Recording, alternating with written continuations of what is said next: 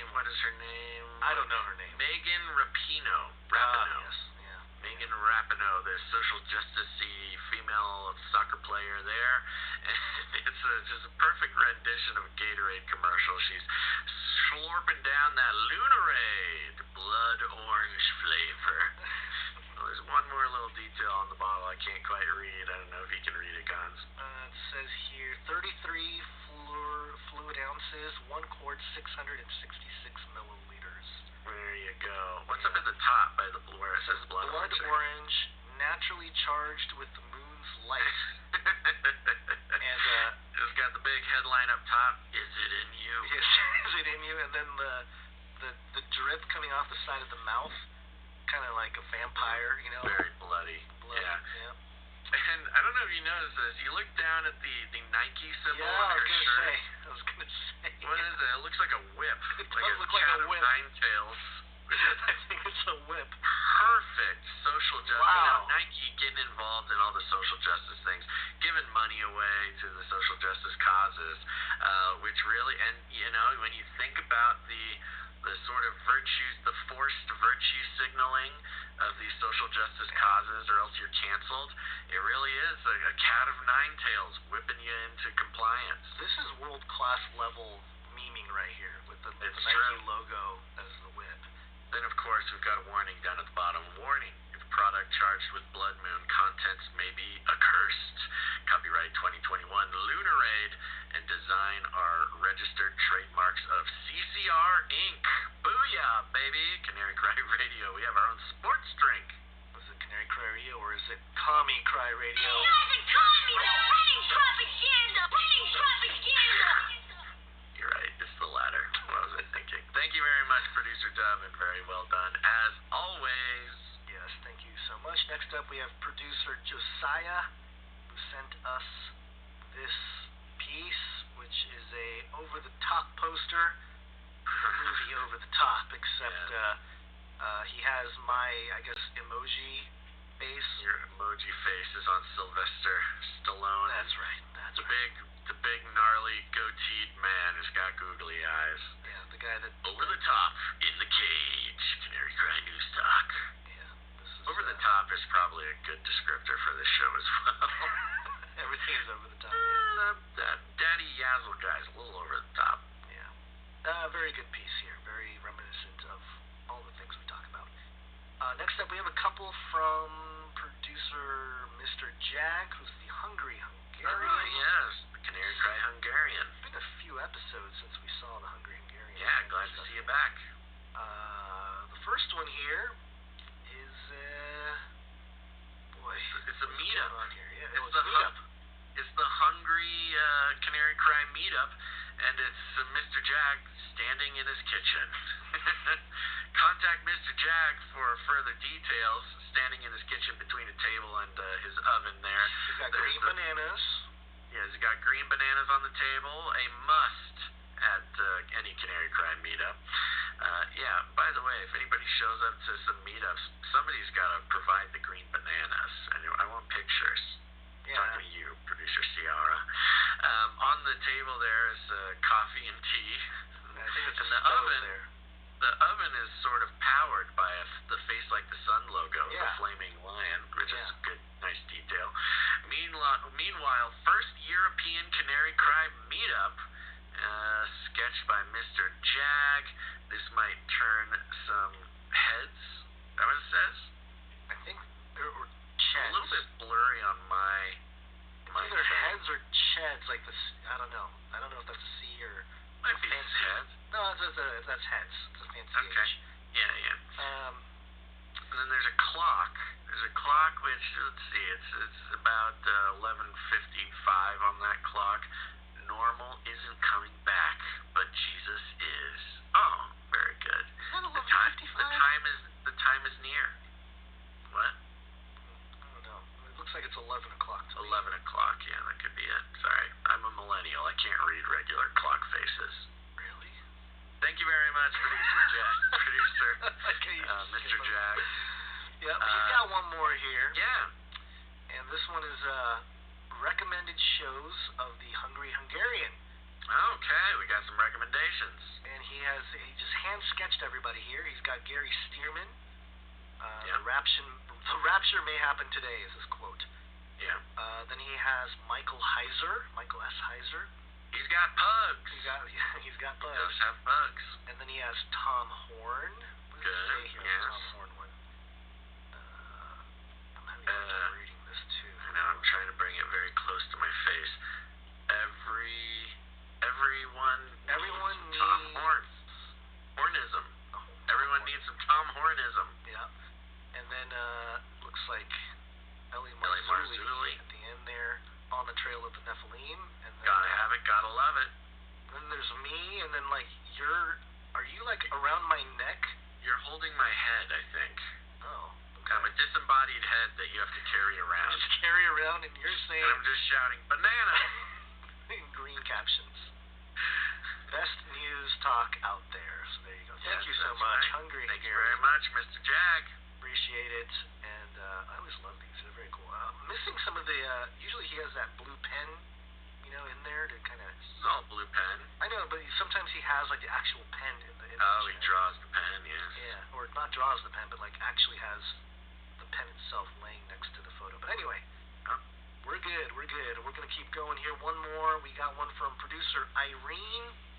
And this one is great too. Irene, have we had art from producer Irene, or is this a first timer? I think we may have had something. Kind of from rings a Irene. bell. Maybe Yeah. last year she had done something. It's been a while, but we. It was interesting because Irene sent the email with the image attached here, and she just sent a Bible verse in Russian. I just had to throw it in the translator here.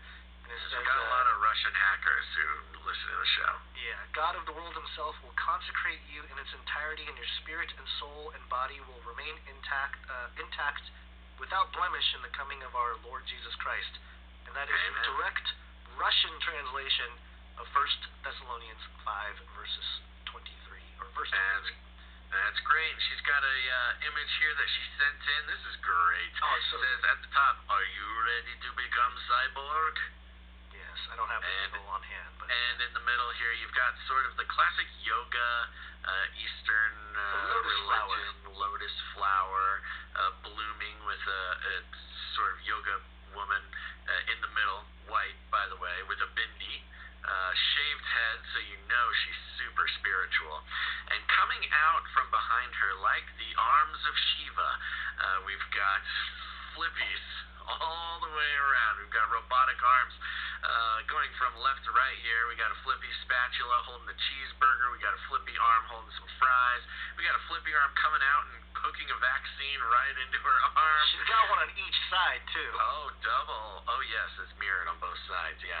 And then we've got a flippy arm up top with some sort of nuclear... It's the PCR test. PCR test, Yeah. yes. And then another one popping up with a swab. That's the nose swab. She's got a swab right in her nose, so she's putting that flippy PCR test to work. And then also giving her a shave. We've got a flippy arm giving this woman a shave, and maybe that's why her head is bald. This is like all of the recent Flippy updates combined in one lotus flower. I am loving this so much. That's right. It's the sort of metaphysical Flippy in all of his earthly forms taking place at once. And right in the middle, she's got her hands over her heart in sort of the prayer position, and in between them, this is just a nice little coronavirus, just to top it all off. This is Ianon. I forgot that is her producer name. It's Ianon. But this is beautiful. And there's an explanation down here. Flippy can swab your nose, run a PCR test, give you a jab, flip you a burger, fry you some fries, all while giving you a close shave. It's your chance to beat the pandemic and join forces with Flippy. Become a cyborg and ascend to godhood in your own personal techno paradise. This is a great advertisement for Flippy and the technocracy. Thank you very much, Ian. Are you ready to become cyborg? Here it is. Beautifully done.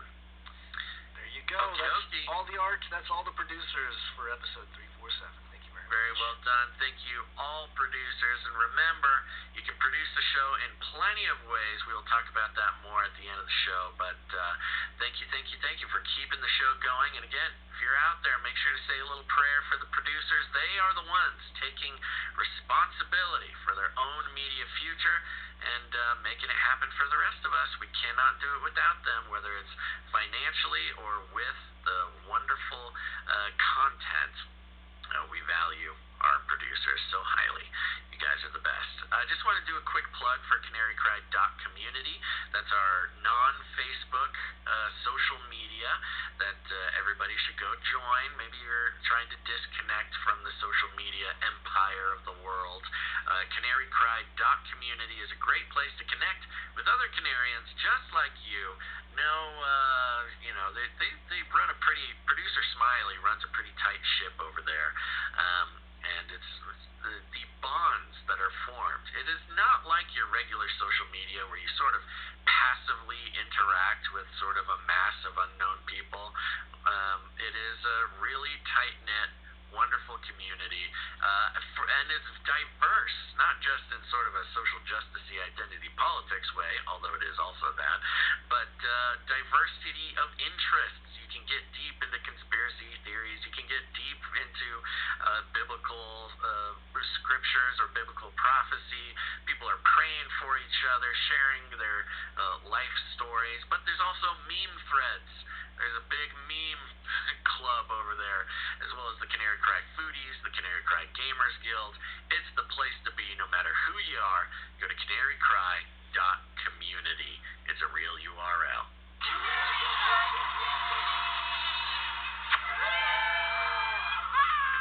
I forgot about that jingle.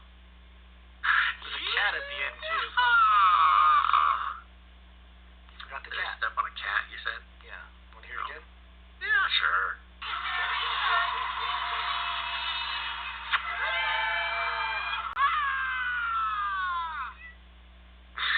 That's right. Dog lovers and cat lovers living in harmony. True coexistence. Yes. Okay, let's get back into the show. We should probably wake up. Yes, it's wake-up time. Hey, yo, wake up. Okay, so here we go. We're going to start out with the Wall Street Journal, and the headline... Hold on. Can't just jump into it. Okay. It's Latin for many. Now suck your blood. Now politics. We need a great reset. Learn to use the dark side of the Force. That was, the first part of that was Emperor Palpatine, and the second was Klaus Schwab, right? Yeah. Yeah. No, the other way around. All right. I know. Okay, yeah, you're making the joke. Okay, yeah. Headline for this article: Built to rent suburbs are poised to spread across the United States like a virus. I added that last part. The future of... Oops, here we go. For some residents, the gated community in the Arizona desert is their first go at suburban living. The 222 houses have tile roofs, garages, and white fenced backyards where residents host barbecues and their dogs play.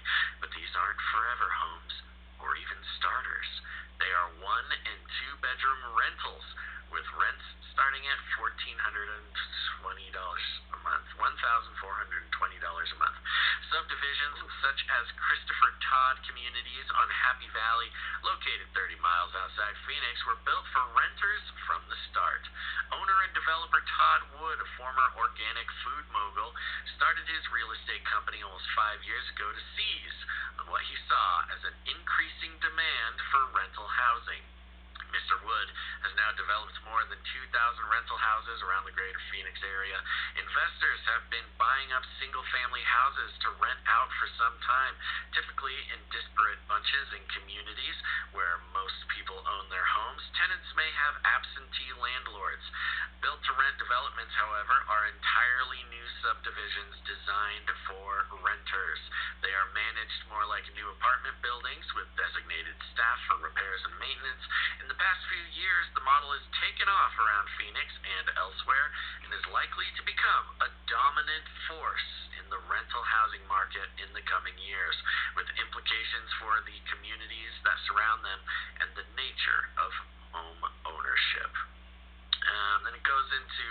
just how crazy the single-family home market has been, and that's partially because the shift, the 2030 agenda, as Klaus Schwab told us, by 2030 you will own nothing and be happy.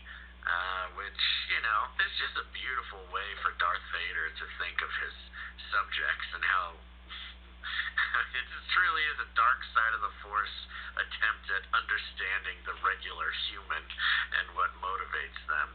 I'm going to skip down just a little bit. Here we go. Some think a transition to rent won't mean an end to building wealth through suburban property ownership, which is opposite of what we're all thinking. But Christopher Potomi, executive director of the Terwilliger Center for Housing at the Urban Land Institute, sees potential in fractional ownership models, such as a neighborhood real estate investment trust. In these structures, people would own stock in companies that hold commercial and residential properties in their area. Quote, we need to be thinking more about different ways that people can still own the communities that they live in outside of the primary residence model, Mr. Potomi says. So, just to review the situation we are in through the pandemic, the Great Reset, the Build Back Better mindset that sort of ruined the economy through the pandemic, housing prices skyrocketing again, and for those professionals that I've been talking to, they don't think this is a bubble like we saw in 2008. They think this is just a new high water mark for real estate prices.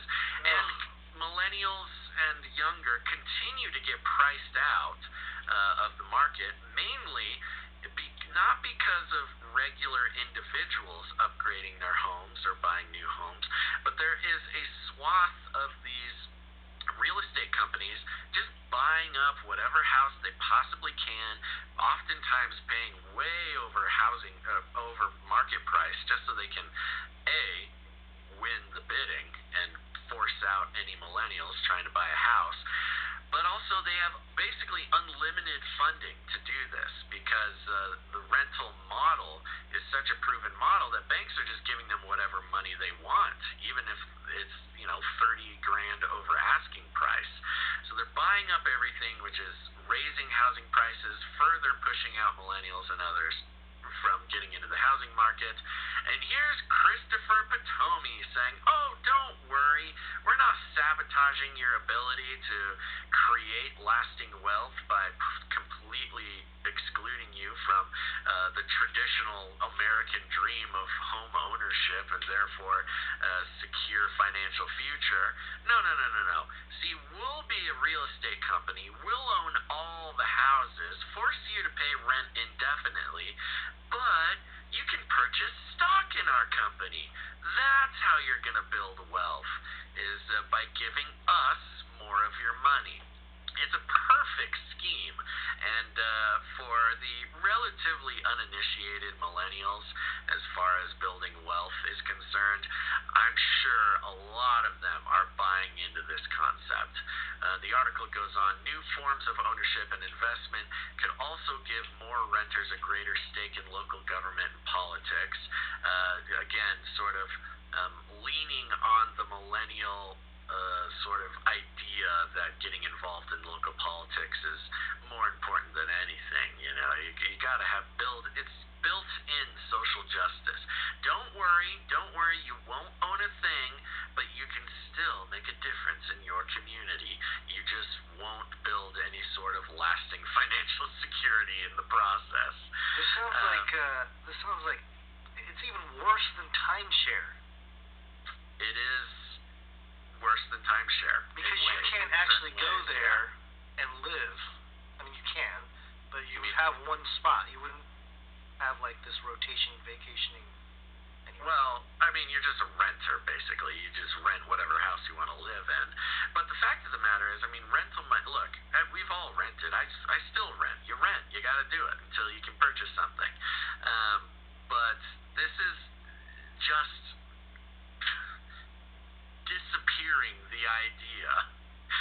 I mean, we've already created a situation in which purchasing a home unattainable goal for so many in our generation and the generation beneath us, of course. They're coming up to that age. But it's almost a social engineering shift. It's like a magician, taking your attention with one hand while he pulls a fast one with the left hand or with the other hand. And that's what we're seeing here. It's like, hey, you love local government. You love getting involved in local politics and having a representation in your community. So don't look at the fact I'm taking away the classical idea of building wealth in a stable market of real estate and an ever-increasing, an asset of ever-increasing value. No. Don't worry about that. Just throw all your money in a furnace forever. Burn it to the gods of real estate.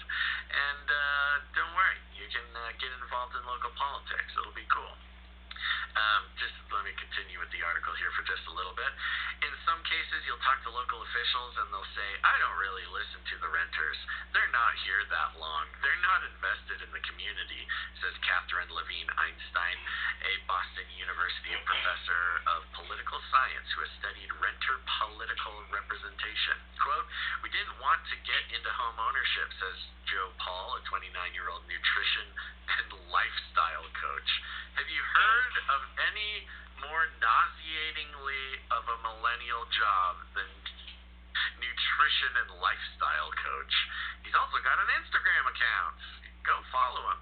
He and his wife, Allie, who works in fitness retail, relocated to a Christopher Todd community in Goodyear, Arizona this past year. Mr. Paul says it was wanderlust and a love of the mountains that drew the couple and their dog from Milwaukee suburbs. This person does not exist. The description of this family is a conglomeration of an artificial intelligence that took data points from bajillions of millennials and created this fake couple as an example for this article. Continues. For now, the couple's financial goals are focused on paying down existing debt. Quote, we will still want to travel and don't want to have to maintain a house, Mr. Paul says. I mean, is this not obvious? This is pretty blatant, is it not? It's pretty obvious to me. Yeah. I'm in agreement with you. And it goes on, it tries to convince us that these houses are very high quality, and that they've got nice things. Vinyl floors. Vinyl floors. The pinnacle of luxury. Floors. Yes, because there is one thing about this that I think they're missing about the millennial ideal is generally millennials kind of like the weird stuff, the idea of the cookie cutter, copy and paste house in a suburb. That's a little bit more of a, and I say this word with love, it's more of a boomer tradition to have the sort of copy and paste. I won't even say boomer tradition. It's just sort of an indicator of the early American dream idea. So there you go. Can I read this segment, this paragraph here? You may read it. Residents in some of these subdivisions are more likely to have dogs than children, which means doggy doors and poop-friendly artificial turf are common, says Mr. Hunter, the economist. Christopher Todd, for example, runs a 1-minute advertisement on YouTube that is narrated by a dog named Callie. Oh, quote, millennials love it. Storage for my toys, she exclaims. By contrast, the addition of child-friendly amenities like above-ground pools or playground equipment may be restricted by rental leases at many developments. You can't have pools? Above-ground pools? I mean, come on. This is a real... no hot tub streaming there. Very sad, actually. It's like have all this stuff for dogs, but if you want your children to be happy, no, says the rental lease people. Yeah, no, the houses are specifically built for dogs, not for humans, not for children. I know, it's incredibly dystopian and makes me a little depressed, and part of that is you can't even... I'm having a hard time, and maybe I'm a little biased, so it's not even I can't even analyze it correctly, because it's a little depressing that this is the facts of the matter of the generation that they're shooting for. Is that nope? It's a small cookie cutter house with a doggy door. You can never own it. You'll just rent it because you're too lazy to maintain a house. It will have a gardener mow your lawn because we know you just want to play Call of Duty all day long, and we'll pay you. Or no, you pay us. Above market rental prices, and you'll just do that for your entire life. But because maybe you want to travel and you need a dog, and it's like, oh my gosh, this cuts deep, man. They quoted, I think you read it too. There's a guy named Burns in this article, and yeah, there's just one paragraph towards the end of the article. This quote. There's a portion of America that wants to rent a new house. Let it happen. Mr. Burns says. Very good, Mr. Burns impression there. I am the oldest of the millennials, and I am quickly approaching the age of 40, and I would like to own a home one day. That would be nice, for family and stuff. Yeah. And I would like to stay in the location where I was born and where all my family is at to do so. But it is looking increasingly difficult to increasingly impossible unless those crypto gains and listen, my crypto gains have been okay. Still not even close to being able to purchase a house. Sure, yeah. Which is like, oh, well, man. It's the trap, man. Fact of the matter is, it's a trap. There's a trap being laid in front of us, and there's nothing we can do about it. The one thing, just that gives a little bit of hope, is that these suburbs and this trap is being laid around major metropolitan areas, and you just gotta let go of the big city living idea. You just gotta go further out, and don't be wooed by the flashy lights of the city. There's a wonderful life for us out away from all of the hubbub guns. I know that's difficult to come to terms with, but that's gonna be our only chance. Well, it's exactly what they want. It's the plan. That is the Agenda 2030. Someone is saying I'm a Generation Y. What's the difference between a millennial and Generation Y? There's a very slim. Generation Y was a very, very slim, unnoticed generation. I don't even know if it's official, but we've run the numbers. You are officially an elder millennial. That's what I thought, but I mean, if they change the numbers around, I guess it's possible that I fall into a different category. No. We've spent too much time looking into your star chart of millennialhood. I know. To keep me in touch. I'm losing touch. I forget what it was. Generation Y is like a super, super early 80s, very slim margin before millennials. Okay. All right. Well, whatever. Does it really matter? No, it doesn't. Nothing matters. Just live in your shoebox and get a dog, millennial. I listened to a funny joke. I heard a funny joke the other day. It was this I can't remember who the comic was, but he was talking about how when he does, he tries to calm himself down with like big tests or big important things that go on, and he tries to tell himself, this isn't that important.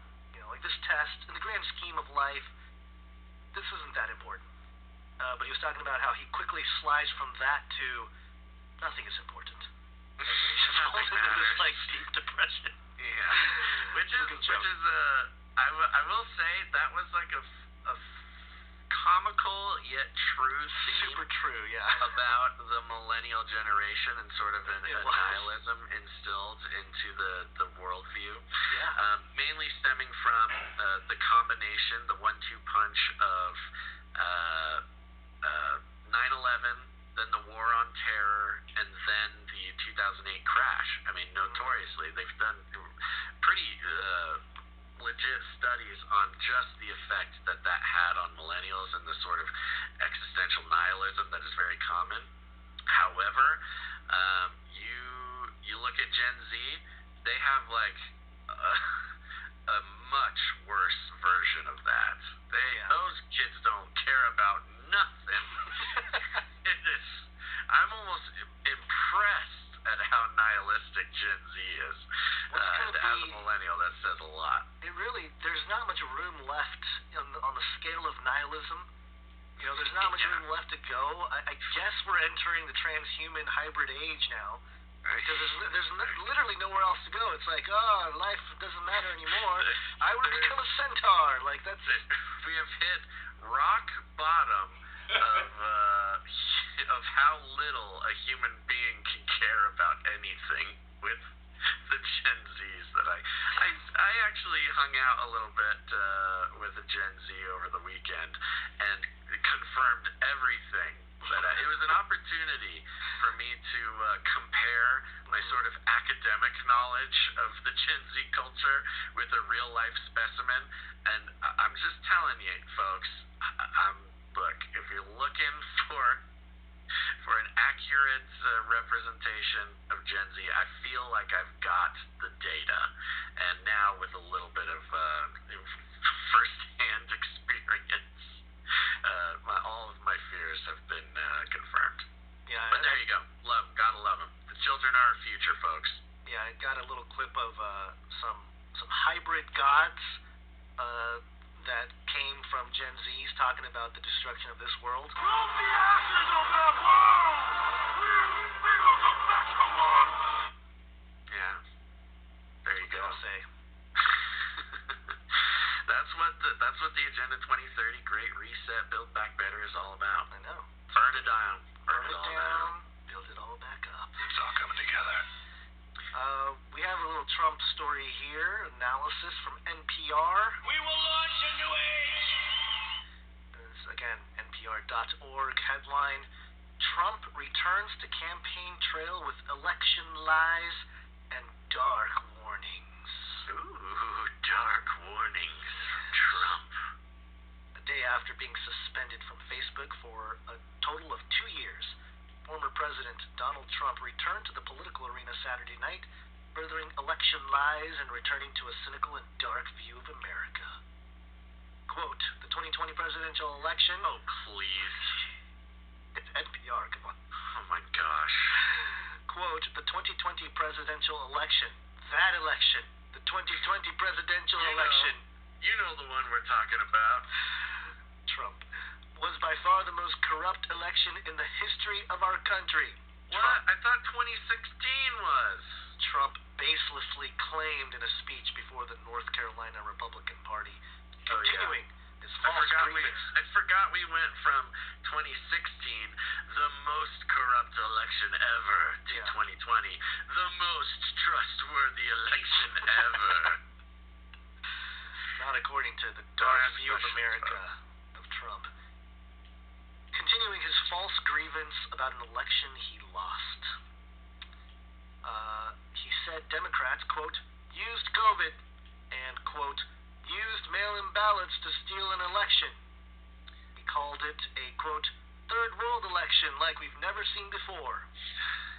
He derided it as the, quote, crime of the century, and claimed that the, quote, country is being destroyed perhaps by people who have no right to destroy it, end quote. Well, that's like a really highly edited. Perhaps don't have the right to destroy the country. Who does have the right to destroy the country? I don't know, but like phrases like used COVID, you can take that out of context very easily. You know what? I don't think they took it out of context. I don't think they did either. This could definitely be a direct quote, but who knows?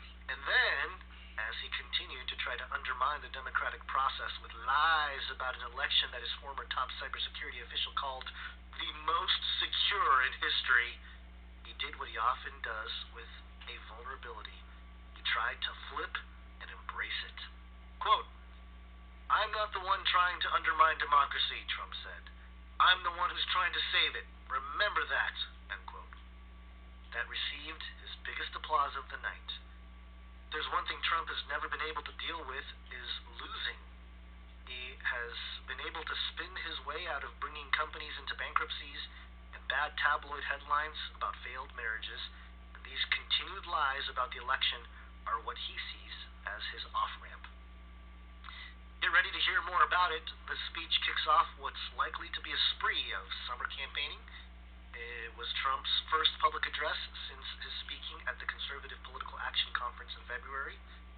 Relitigating the election with baseless allegations comes as no surprise. It's been a focus of Trump's since leaving office. That was evident in an NPR analysis of nearly 2 months of his statements. An NPR analysis.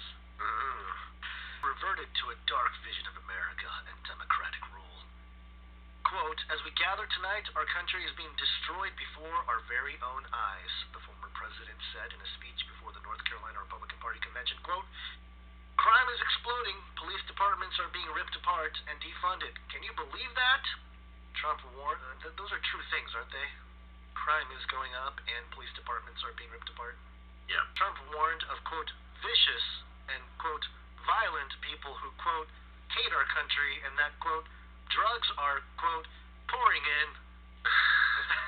They separated out all those quotes. If that sounds familiar, that's what I'm saying, man. It's like, okay, if that sounds familiar, it's because it hits many of the touchstones of Trump's culture war, grievance-based politics, the kind that he used dating back to first campaign announcement off in 2015.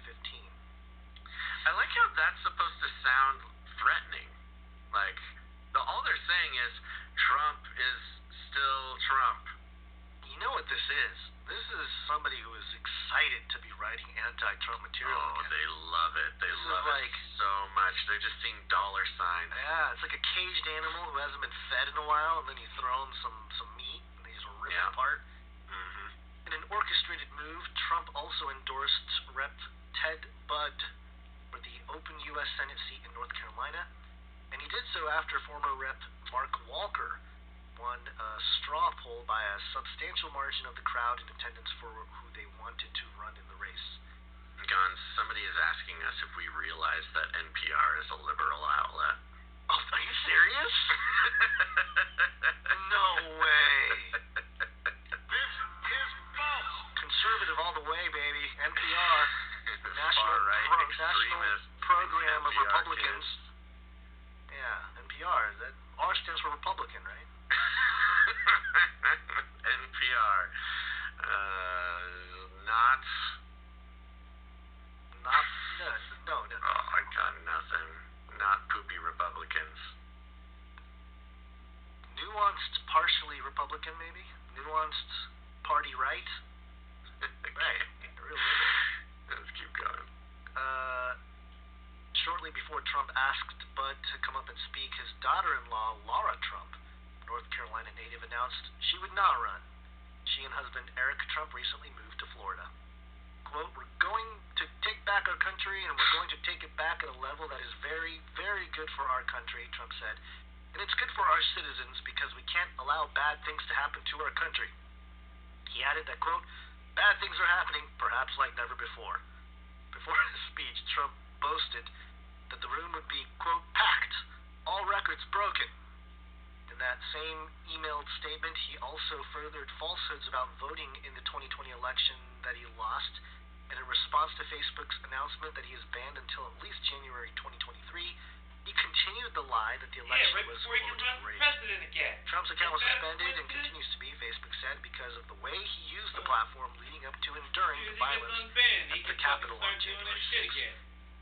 Trump called the ruling, quote, an insult to the people who voted for him. Hitting the road, Trump's choice of venue to kick off his campaigning is something of a soft launch. Doing it this way doesn't have the pressure of creating a scene and crowd that a traditional rally would have. Quote, that Trump is doing a state party convention makes sense. H-E-Y-E. I don't know. Said, quote, it's a controlled environment and doesn't risk the empty seats he could have at a rally. No more football stadiums. Ooh. As if that's an indicator. I mean, Biden had, what, parking lot full of smattering of cars. Yeah, I think he got up to like 12 people once. Yeah, pretty good. But Trump will soon be trying to hold those large rallies again.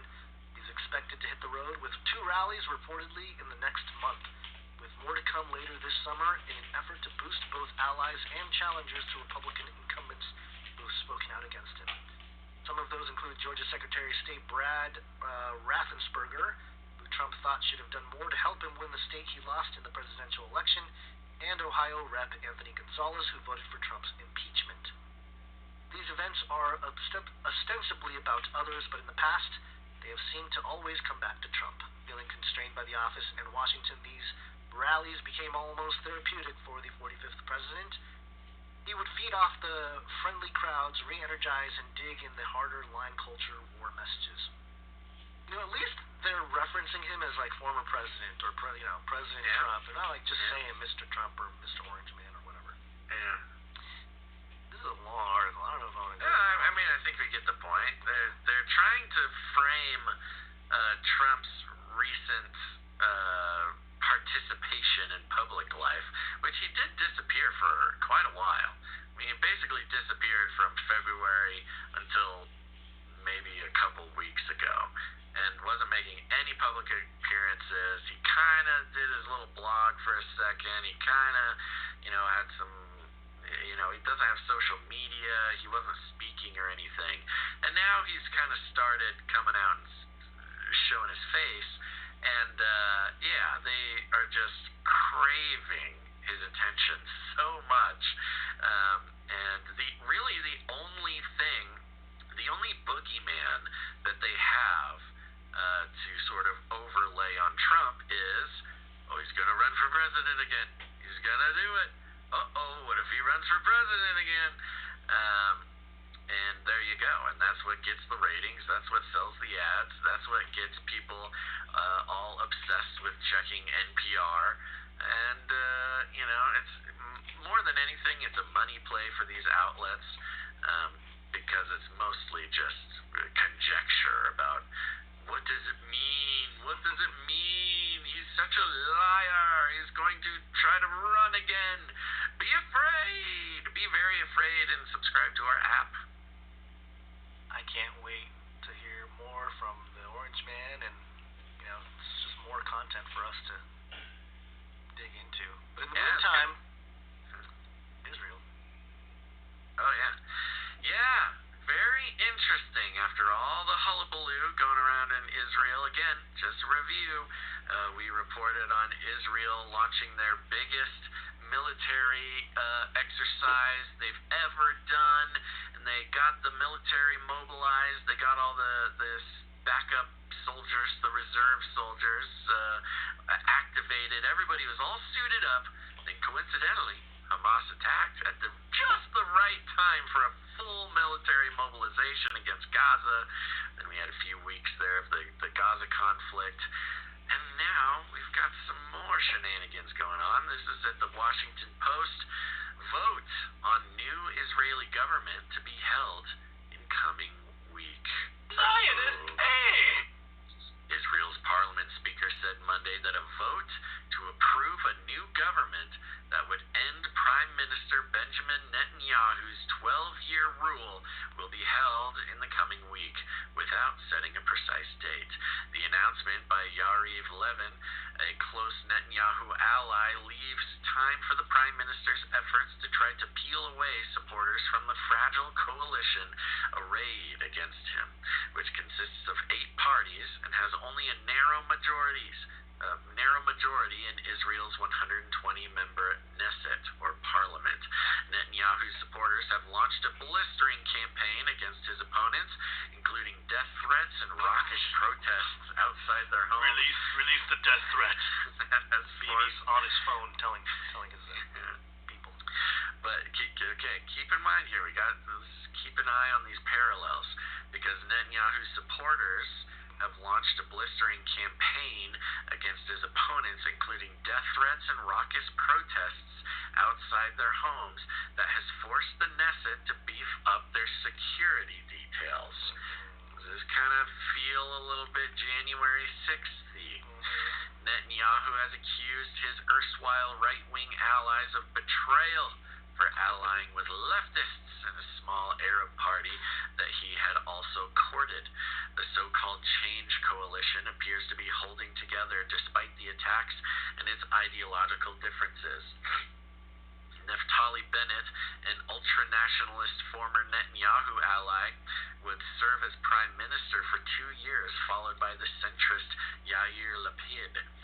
Quote, "This government is being formed because it's the majority," Lapid said Monday, insisting that it would serve all Israelis and be based on trust and decency, on goodwill. Quote, "These past few days proved how much we need change. If the leadership uses violence and incitement against Knesset members, against their children, against the very essence of democratic process, then we need to change," Lapid said. Israel held 4 elections in less than 2 years, the most recent in March. Each time, voters were deeply polarized over whether Netanyahu should remain in office while on trial for corruption. An emergency government formed last year to address the coronavirus pandemic was mired in political infighting and collapsed in December. Netanyahu tried and failed to form a government after the March elections before the mandate was given to Lapid. The political transition, which could yet be derailed, comes amid heightened tensions following weeks of clashes between Palestinian protesters and Israeli police in Jerusalem that ignited a wave of ethnic violence in Israeli cities and triggered an 11-day Gaza war. So if you look at the timeline of this, it's very fascinating because they had the election in March, and just a couple of months later was the military movement, the military exercise, followed by the 11-day war, and now immediately afterwards, it's basically a political coup, not a military coup, mind you, but a political coup against Netanyahu by far right-wing people. This is not like, you got to remember, this is not American politics. This is Israeli politics, where we've got a right-wing majority moving against Netanyahu, which is interesting as Americans because we kind of consider Netanyahu as sort of a conservative ally of Republicans, is not just because of how well he and Trump got along, but also how much he and Biden are sort of politely disagreeing with each other. So, it's a little bit of a twisty-turvy thing to understand in context of American politics, but this is a pretty big move. I mean, Bibi might be in trouble, Gons. Yeah, it seems like he's been able to avoid past attempts to get him out of there. He just kind of sticks around. It'll be interesting to see how this plays out, but I mean, shakeup was inevitable. Hold on. Am I missing something? What has to happen for this to go through? Is there like I think there's just a vote. There's a vote in their Senate, their version of the Senate parliament thing? Yeah. Yeah, and so they do not have just the two-party system. Imagine that. So they've got many parties, and it sounds like a majority of these parties have band together to get rid of Netanyahu. Yes. Who hold a very slight majority. So yeah, as long as nobody wavers and everybody holds the line, this might be Netanyahu's last months as the leader of Israel.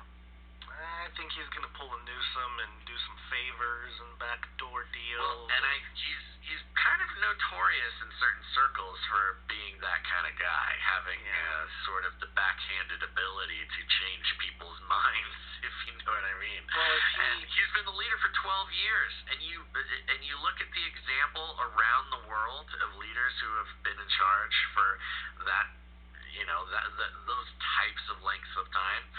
You don't stay in power that long by taking it easy. Yeah, it'll be interesting to see. Until it happens, I'm not really convinced anything's going to happen, even though the majority is being, It is hard to imagine a big change. It's hard to like imagine it. There could be a last-minute thing on the parliament floor, the set floor there or whatever. Uh-huh. Always, I don't know, man.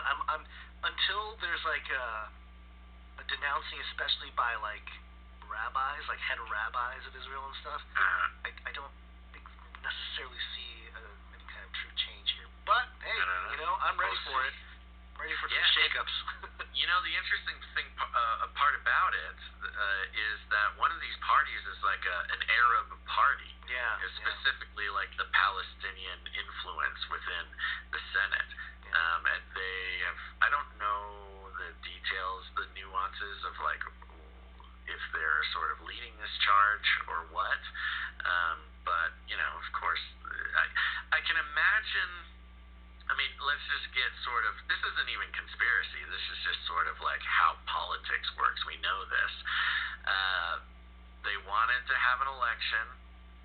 They knew that there was some sort of military exercise going.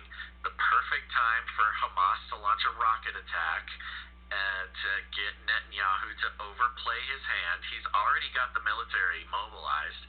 Might as well just send a full-on attack on Gaza so he can gain the, then, you know, you play up the anti-Zionism in the American media, you mobilize the anti-Zionism, you know, secular Jews around the world, you make Netanyahu look like a bully by, you know, bullying poor old Gaza and not pulling back when they ask for a ceasefire, and you kind of make him look like a strong man, and he may be a strong man. I'm not even trying to say that he's innocent. I'm just saying that the conditions were perfect to sort of mobilize situations that would encourage a sort of right-wing takeover is not the right word, but, you know, the movement within Israel to try to get Netanyahu out. I mean, it looks like the culmination of a long series of plays by somebody over there. Could be. There was a change in the Mossad director recently, and in a June 3rd article from the Jerusalem Post, Prime Minister holds working meeting with new Mossad chief Barnea, and it looks like Barnea is, I mean, this happened in like, you know, last week. Yeah. And Barnea is said to be, I thought I saw something here that indicated took over this guy named Cohen. Yeah, I mean, I don't know. Maybe it's interesting because this big change is being spurred on during a change in Mossad leadership too. Yeah, which I don't think is a coincidence. No, it's not. So it could be. It really could be Bibi's last. Either it's like his last stand, or you know, Bibi's in good with this other guy, this new guy. Well, you know what they are probably mad about is Netanyahu's phone bill, making all those calls to Biden, making all those calls to Pfizer. You know, I think they just had it. They've just had it with Well, that's the other thing. astronomical national phone bill. In the greater scheme of things, Netanyahu got, what, a majority of the country vaccinated? I don't know. That seems like a lot of Illuminati points, you know? Yeah. So, like, use against any kind of uprising against him. Maybe he'll unleash some Mossad-style blackmail. I don't know. We'll see. We'll keep an eye on it for everybody. This is going to be happening in the next few weeks, so we'll see where it goes. Okay. All right. What's next? Let's see. Oh, well, we have Trump for the jingle. We will launch a new age. Not a Trump story, but it is pretty new age. This is SputnikNews.com, your favorite Russian propaganda. So woke, it reaches the stars. U.S. Army offers zodiac horoscope for their recruits. Are you even woke? Good. You know, you got to do that because everybody knows you can't put a Pisces with a Leo when flying a deadly drone. It's just not going to happen. To join the Army, recruits have to show high skills, discipline, and spiritual energy. Well, now we can see that the stars on the American flag are not just there to represent states, but to also guide people based on their zodiac zodiac sign. The U.S. Army has baffled netizens again, right on the heels of the infamous woke recruitment video, with an Instagram story that suggests different specialities for various zodiac signs. And there's an Instagram post here by Go Army. Should we just play it, or are we gonna get problem? No, I don't know. Oh, this is the recruitment video? Yeah. I don't know. I mean, I don't know. Play a little bit, I guess. It's just text, so we'll just... Yeah, it's just text to music. Yeah, forget it. The text reads, wondering what your zodiac sign says about the kind of soldier you could be in the Army? No, nobody is wondering that. You'll just have to click through our Instagram story to find the answer, because our lips are sealed over here. Lips are sealed. The post said, presenting several slides listing the assignments best matched for spiritual recruits.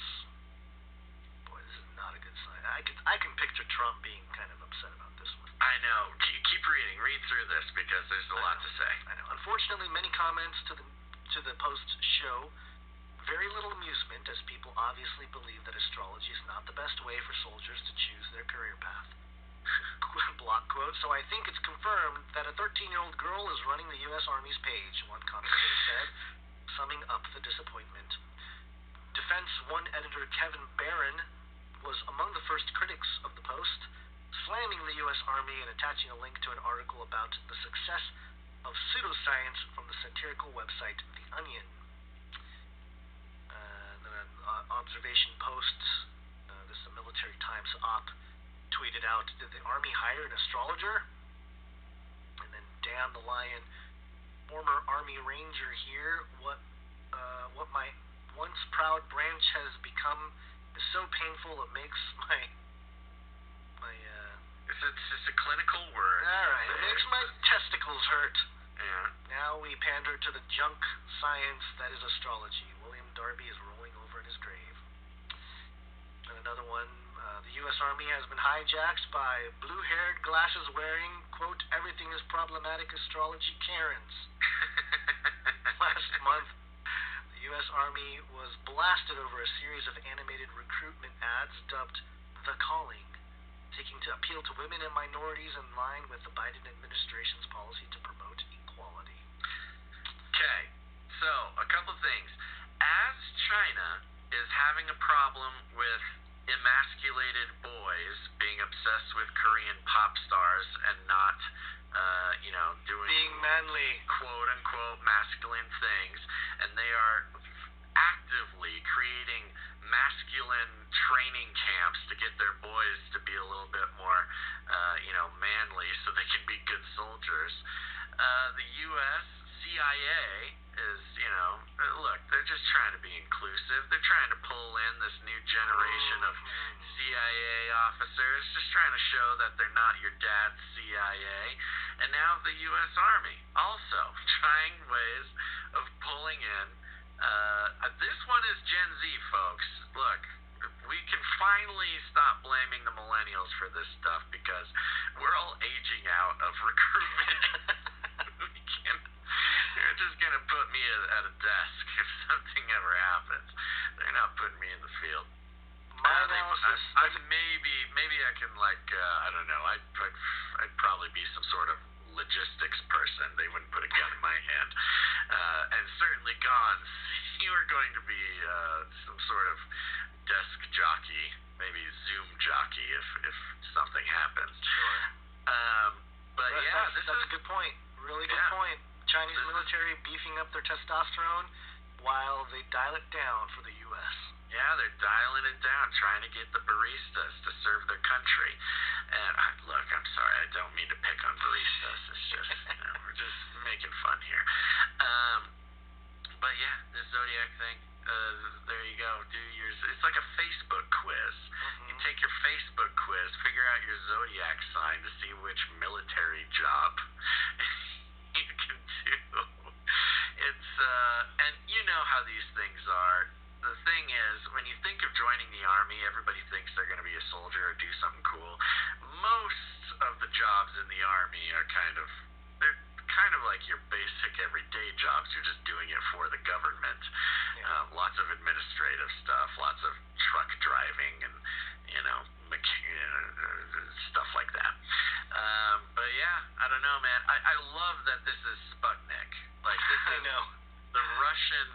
laughing at. outlet, just losing their minds at how silly the U.S. Army is. And of course, it's played up a little bit in this article because Sure. they just love bagging on the U.S. But it's not a joke. I mean, that's what they're doing. We're trying to diversify our military forces, which on its face, there's nothing wrong with diversifying the military forces. I think the risk that is being run here is turning off the traditional military talent pool, which is usually, not people from California or New York, but, people from the real America, the hardworking states, who, a lot of times there's financial incentives. You get your college paid for. There's a rich history of military participation in a lot of families. And they're not necessary. I think they're endangering sort of their core demographic. I don't know if anybody's going to choose to not go into the military because of this, but as we saw with that lieutenant colonel maybe from Space Force who got busted for just saying that there's Marxist ideology making its way through the military. You have Biden sending out memos to all military branches, basically asking them all to snitch on conservatives, which is crazy. It's just a weird shift, man, and I don't know. It's unprecedented territory. My instincts tell me that this is putting sort of military dominance at a little bit of risk, but I'm also not a professional. I don't know if it really is or not, but it's sort of got that stench wafting off of it. My analysis is that We're all gonna die. Yeah. But yeah, I think you're right. I think you point out the main thing here, which is that, and I wonder if anybody has done analysis, or maybe we haven't been around long enough to really know Yeah. if there is a internal propaganda of masculinity or demasculinity that it correlates with some kind of military strength or dominance. like dominance or fall. Yeah. I think culturally maybe you can make that argument throughout history. Yeah, there's a lot of historical research to show that yes, once the sort of strength of masculinity is thrown aside, that societies don't last that long. Yeah, and I also wonder. Yes, this is thrown out there as this kind of ideal. If you're talking about chaos magic, maybe this is what the controllers ultimately want for the U.S. Army. But I doubt most people in the Army are like stoked about the horoscope, even after something like this. Well, see, that's the thing. It's like we're right in the middle of the culture change. I mean, they are specifically trying to pull in the woo-woo, the sort of new agey, blue-haired baristas. While I believe the military is still currently, I mean, look, if you have military buddies, which you and I do, and everybody out there who has military buddies, it is unthinkable that someone who is as sensitive as a Gen Z social justice warrior would last a day in a barracks. I mean, you hear the stories from your military buddies, and just the way they speak to each other and the way they treat each other, that is a lawsuit waiting to happen around every corner. And it's going to be interesting to see the long-term ramifications. It might. I guess part of the influence of why I'm thinking this way is because we saw it with the corporate world, where corporations hired all these social justice warrior types who are hyper-focused on diversity, hyper-focused on inclusion and equality. And what did we see? We saw basically the destruction of a lot of the corporate entities from the inside due to legal battles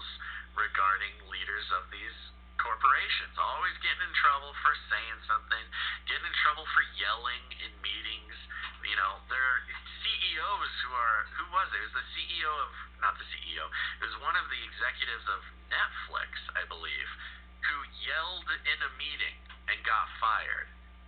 You just yell in meetings. That's what happens. Sometimes you yell, but no, it scared some softies in the meeting, and he got fired. And if you're gonna be bringing legal action for somebody yelling at you, I do not think going to boot camp is going to be a very good place for you. Yeah, this is also scary because, if you talk about warfare moving into the future, if you're going to have these technologies that are very, very destructive, and the buttons to push, the triggering of the weapons are in front of people that get easily triggered, that's not a good sign either. Like somebody that's, like, I don't know, less competent, less, I don't know if testosterone has anything to do with it, but yeah, perhaps I'm trying to more emotionally triggered with things that are less important. Someone like your Netflix example. Imagine if that was a war situation, and instead of just firing a guy, he had like some button to nuke a country or something. Yeah. Like that could be really bad. Or he's like, oh, you offended me. You're triggered. It's the most effective soldiers are the ones who stay calm in combat, Right. not the people who are triggered at cultural appropriation. Now, I will say this. I think I just figured it out. Okay. I think that the way the military is going, you're not going to have human beings in a lot of the high-pressure jobs because the robots are doing the work. Yeah. So you just need a human to press the button on the robot and let the autonomous system do it. They don't need the masculine soldier type. They don't need the killer instincts. You just need to be able to use a game controller and turn on the automatic kill switch and let the drones do the work. Yeah, it's just recent too that And everybody knows that Pisces are the best at turning on killer robots. Are you a Pisces? No, everybody knows they're the best at killer robots. Oh, okay. I was gonna say that it was recent that some women passed the U.S. Marine boot camp. I guess up until this point they hadn't really passed it yet. Yeah, which is sort of a record-breaking event. Yeah. So unfortunately, they had to make the test easier, I think so, to make yeah. people go through, to make it through. I heard a conversation with somebody who was very passionate about that subject. Interesting. Yeah. All I right. was gonna say. All right. Moving on Speaking here. of killer robots, Speaking of killer robots, we have a combination here.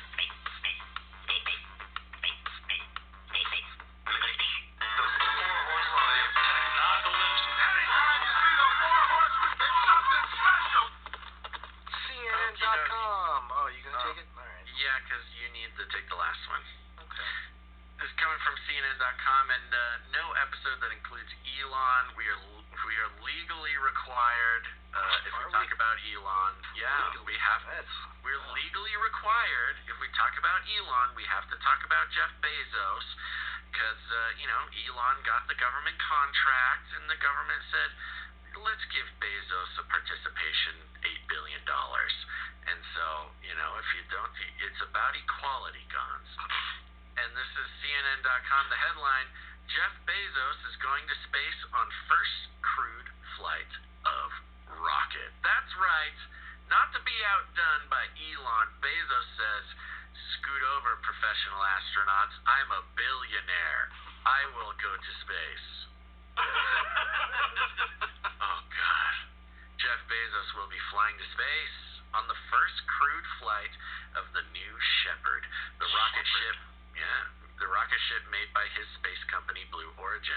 The flight is scheduled for July 20th, just 15 days after he is set to resign as CEO of Amazon.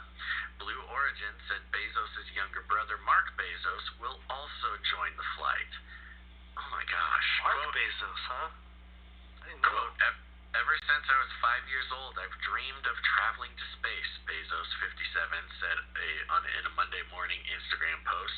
On July 20th, I will take that journey with my brother, the greatest adventure with my best friend. If all goes according to plan, Bezos, the world's richest person with a net worth of $187 billion, will be the first of the billionaire space tycoons to experience a ride aboard the rocket technology that he's poured millions into developing.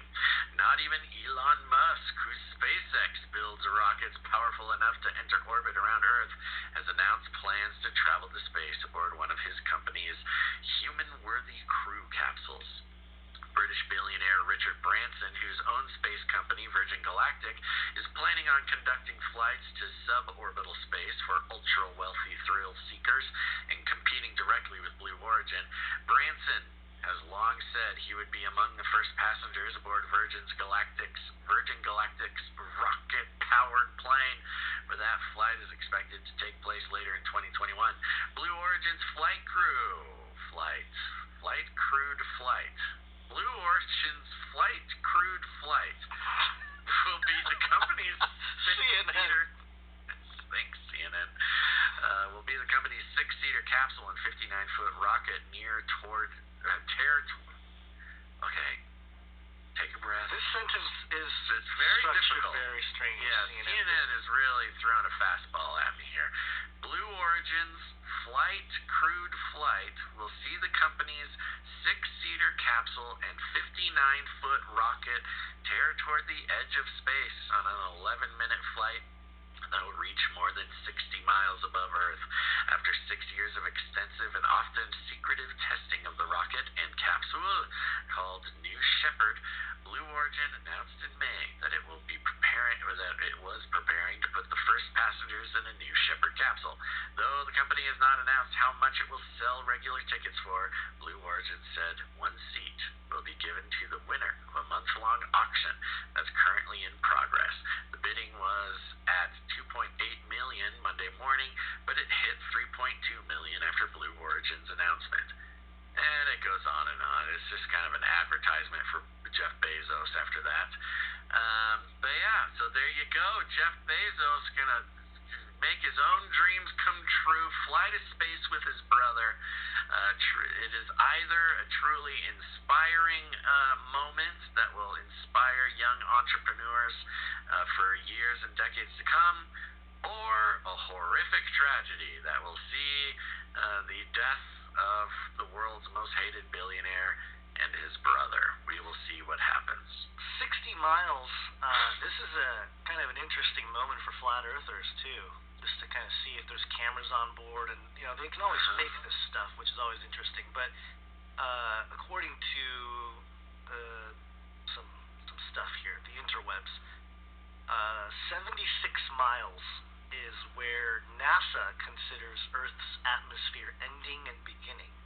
So it doesn't even really go to outer space, outside the technical atmosphere. There's low orbit though, that you're still kind of in the edges of the atmosphere, but you are floating. Lies. They just can't go past the firmament. Yeah, they won't come less than 20 miles near it. What if that's what it is? He flies up. We all think that Jeff Bezos is in on the conspiracy. He flies up there and he radios back. He's like, "Whoa, hey guys, there's like a glass dome up here. You guys know this? What's going on?" What would be even crazier, and I don't wish this. He's a secret flat earther. Yeah, he gets all stoked. I knew it. It's flat. It's flat. That would really throw flat earthers on a because it's like, yes, I am vindicated, Vindicated. But also the guy to do it was Jeff Bezos, Yeah, I don't know how comfortable I feel about that. To have any sort of ideological alignment thing in common with Jeff Bezos is not a good look. The other thing, and I don't wish this upon Bezos or his brother or anybody on this flight, if they just explode up there, it's going to be they hit the firmament. That's what I mean. It's going to be a tragic worldwide event if Jeff Bezos and his brother.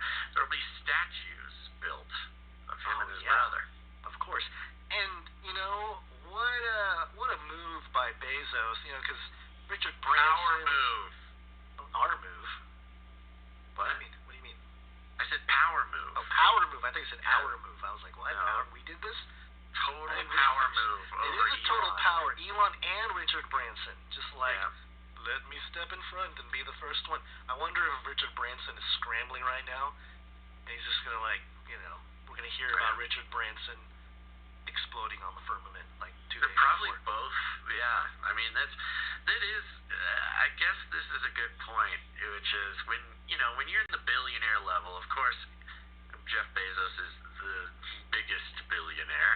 I guess is the billionairest of the billionaire. But Elon's still a billionaire. Richard Branson's still a billionaire. The one thing that you can hold over other billionaires is I actually flew to space and you didn't. So neener. And also, I mean, kind of a big deal that it's the first crewed mission. He's not even sending up. He's not even doing a little trial with the sort of B-string astronauts. He's like, nope, me and my bro going up in the first one. I hope it works, guys. You'd think Bezos too. If something happens, you're going to see some kind of this could be the supernatural blue beam moment. The UFOs come to save Bezos. Yeah. It's all happening during the same kind of timeline where Totally, the government is supposed to, say all the stuff of what's going on with the UFOs. So It is the exact timeline. yeah, I mean, Late July. It could be something. I don't know. I don't know if I'm willing to go on a It well, I fits guess in. it's going on record. We can put it in the red book just for reference sake. That we I don't know. Yeah, I don't know. I mean, it'll either happen or it won't. If It'll it happen happens, quick. we'll definitely remind you that we told you so. yeah. If it doesn't happen, we probably won't mention it. Yeah, but it is a perfect opportunity to display not just his technology, but whatever technologies exist beyond our perceptions here. Yeah.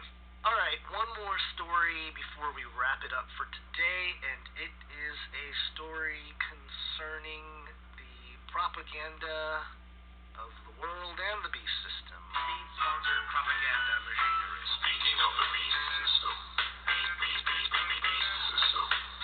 It's kind of I guess it's sort of a Nephilim update too, but I'll let everybody else decide if it is an actual Nephilim update. This is Business Insider or Insider.com. USA Today wrapped its newspaper with a fake cover about hybrid babies with antlers to advertise a new Netflix show. They did a Nephilim update about the show, what was it called? Sweet Tooth. And we talked about the implications of that, but USA Today doing a native ad on their physical newspaper. Front page. Hybrid babies born across U.S. World reacts to new generation of half-human, half-animal children with both awe and concern. No indication that this is an ad. Yes, It's crazy. well, it does say advertisement way up at the top and very small, so there is some indication. Nobody but reads you gotta, the small letters. You gotta look for it, right? This is some the world It stuff. is.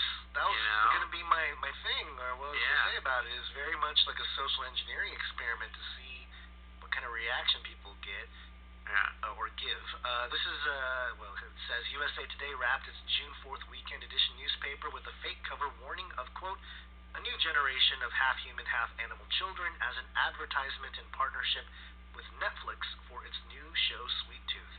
The fake front page contained 2 small articles about the threat of hybrids to national security and how the hybrids are, quote, the greatest mystery of our lifetime. Is it really?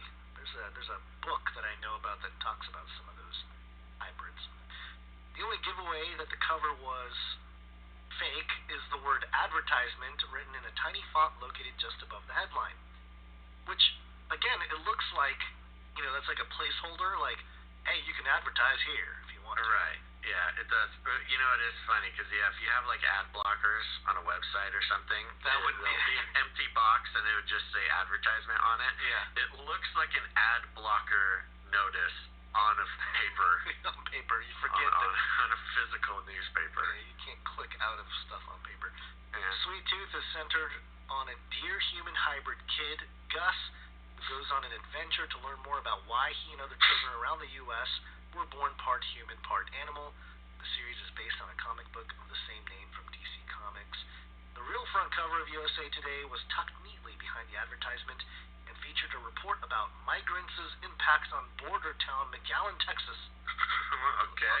I can understand why they went with the hybrid headline there. They probably wanted some more people picking up the newspaper there, but Interesting detail. but yeah, you know, part of the conversation we've had recently with the Democrats saying no to amend a bill that says, you know, human-animal hybrids Yeah, can perfect be timing. pushed on, all that stuff. This is very, you know, it's part of the mind control process of social engineering, Yeah. of getting people really kind of used to the idea. And I get it. It's because people are probably pretty freaked out at the idea now. Like generally, like your normie will look at this and go, "Oh my gosh, this is crazy." Yeah.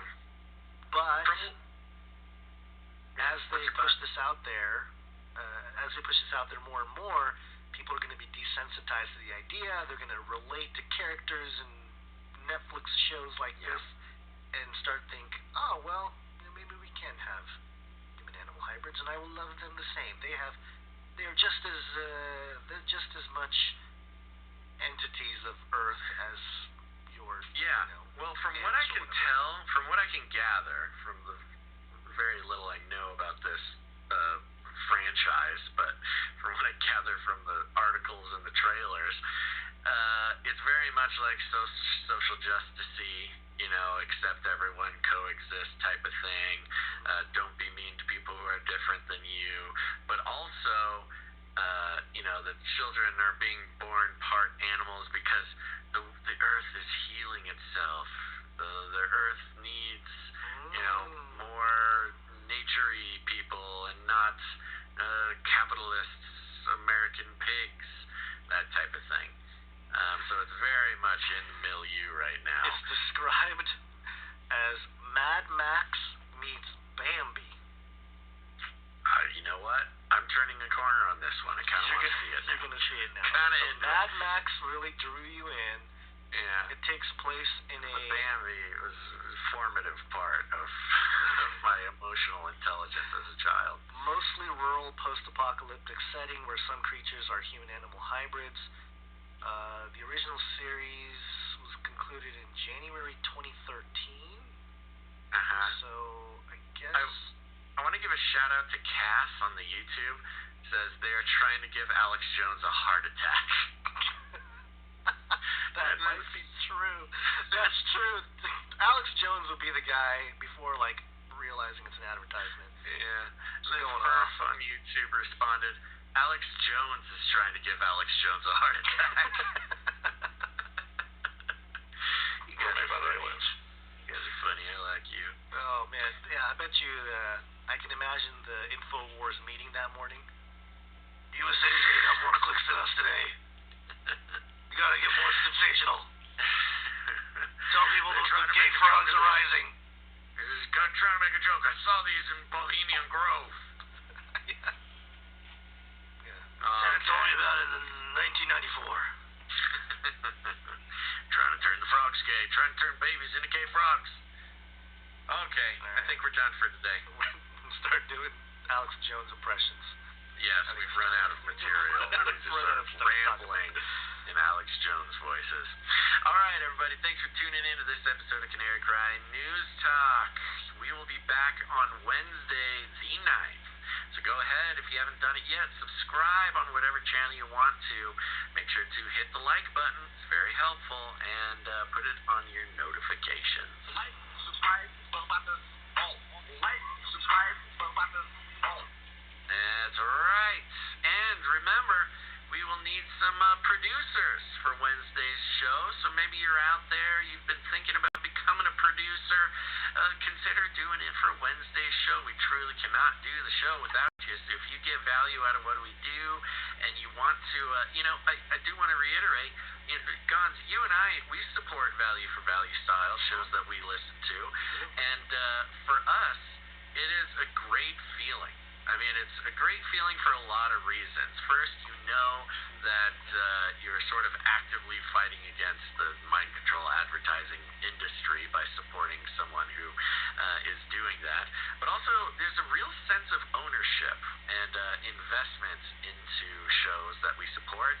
And I don't know, there's some sort of shift, and it feels good to take that kind of power back from sort of the passive, an industry that wants you to passively be told what to think and how to form your worldview, and then to turn around and empower people who are fighting against that, take a piece of ownership of the show. It's a great feeling, and we've had producers tell us that exact thing. And it's one of those things you can't really understand it until you feel it. So I recommend, if you're someone who is consciously letting things into your life, pieces of media that are constructive and helping you get through the day and understand the world around you in a way that does not feel like it is serving established power centers in this world. Try becoming a producer of the show. I guarantee you'll feel good about it. And we'll feel good about it too, because that means we can keep doing it. You can become a producer by heading over to patreon.com/CCNT, patreon.com/CCNT, or even better, head on over to canarycryradio.com/support. canarycryradio.com/support. That's right, and I want to thank the producers of this episode 347 of Canary Cry News Talk. That is producers Rami C., Patreon Account of the Year, Nico S. as our executive producer for the show, Ron J., Aaron J., Steve W., Linda H., John K., Sir Casey the Shield Knight, Trevor L., Timothy G., Michelle W., Adam C., Scott K., Ted P., Kimberly W., Enoch 87, and Ethan N. And of course, thanks to our crypto producer, A, Anonymous, and B, Jack V, Gen Z Crypto Chat. And of course, thanks to Christine C., who produced the show by helping us out with the timestamps. Very valuable role, Christine C. We love you. Thank you very much. Thanks for the jingle, Eyes to See Me, and thanks for all of the art, Allie Dove, Josiah, Mr. Jack, and Anon. Thanks to all of our producers for making this episode possible. And if you're an artist out there and you want to produce the show, you can create something, whether it's jingles or music or visual artwork, whatever it is, send it on over to canarycryradio@gmail.com or canarycryradio@protonmail.com. But you can also help the show out by leaving ratings and reviews. That's right, on Friday's episode, I'll be reading out our ratings and reviews on Apple Podcasts. It's always a pleasure. Love hearing from the people who leaving reviews, and it's very valuable to Gons and I know it seems like a small thing, and it might take a couple minutes of your time, but it really does help out the show a lot. When we have a nice steady stream of ratings and reviews coming in, it activates the algorithms on Apple Podcasts and shares the show with people who have never seen it before. So your review might be responsible for bringing in some new listeners, which is good for us, but even better for them, I'd say. So please go leave ratings and reviews on Apple Podcasts. Just search Canary Cry News Talk. But also, share the show out. Share it on your social media. Hit that little share button. Again, you might think it's not a big deal, but it goes a long way for us, and we're very grateful for you. We might even interact with you when we see that go out. So please tag us as well. If you want us to see it, please do that. Also, you can always just share it with your friends and family. You got friends and family who are starting to wake up to the fact that the mainstream media does not have their best interests in mind or at heart. Surprise, surprise, folks. That can be a traumatic experience, turning your world on its head. And don't worry, we are here to help those who are discovering this for the first time. So share the show with them. Tell them about Canary Cry News Talk. all we do, we just go through the mainstream media and deconstruct it so we can better understand what's going on and not be at the whim of whatever our propaganda controllers want us to think. It's an empowering experience for everybody. And we like to call it rattling cages. If you need any other instructions, here's what you do. You walk right up to him, you grab him by the cage, and then you shake it. The end of the world occurred pretty much as we had predicted. I want to shake things up and stir up some controversy. Rattle a few cages. Hey, stop that! You'll never silence me. I'm the last angry man, a crusader for the little guy. Leave the bird alone. Never! Rattle a few cages. Rattle a few cages. The human race will have every opportunity to improve. And if they don't? Ask Noah. That's right, just ask Noah. Gons, any last words? Yeah, this is a message for Jeff Bezos. Obadiah 1 verse 4, though you soar like the eagle and make your nest among the stars, even from there I will bring you down, declares the Lord. Oh boy. Watch out, Bezos. Your hubris is not gone unseen. All right, everybody. Thanks again. Make sure to be back here on Wednesday. That is June 9th. Somewhere between, 10 and 12. We'll be getting going on the 9th. Thanks for listening to this Eric Ryan News Talk. Make sure to tune in next time. But till then, think outside the cage.